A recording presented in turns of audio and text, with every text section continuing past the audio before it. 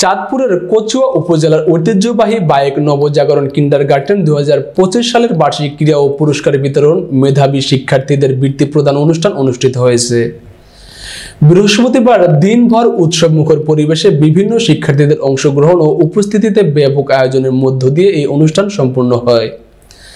সাচার ইউনিয়নের বাইক গ্রামে অবস্থিত মনোরম পরিবেশে প্রতিষ্ঠানটির সুশিক্ষার পাশাপাশি এই প্রতিষ্ঠানে শিক্ষক ও পরিচালনা পর্ষদের আন্তরিক প্রচেষ্টায় লেখাপড়ার পাশাপাশি শিক্ষা সংস্কৃতিতে বেশ এগিয়ে রয়েছে বলে মনে করেছেন এলাকার সুশীল সমাজ। বিদ্যালয়ের সভাপতি মোহাম্মদ বাবুল ভূঁইয়ার সভাপতিত্বে অনুষ্ঠানে ভার্চুয়াল প্রধান অতিথির বক্তব্য রাখেন BRB cable industries limited marketing director Mohammad Rafiqul Islam Roni. বিশেষ অতিথি হিসেবে পুরস্কার তুলে দেন সাচার প্রাথমিক বিদ্যালয়ের সহকারী শিক্ষক মোহাম্মদ মাহবুব আলম। স্বাগত বক্তব্য দেন বায়েক নবজাগরণ কিন্ডারগার্টেনের প্রধান শিক্ষক বাবু নেপাল চন্দ্র সরকার। শিক্ষার্থীদের সফলতা ও মঙ্গল কামনা করে অতিথি হিসেবে বক্তব্য রাখেন পল্লীর চিকিৎসক ডাক্তার লিটন চন্দ্র দাস।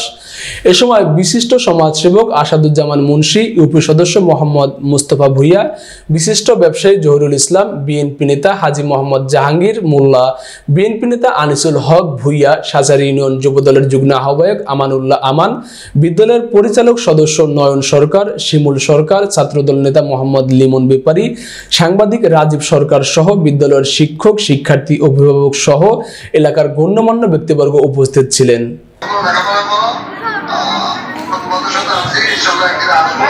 সবার সাথে দেখা করবো, তোমরা অনুষ্ঠান উপভোগ করো, সবার শ্রদ্ধা সালাম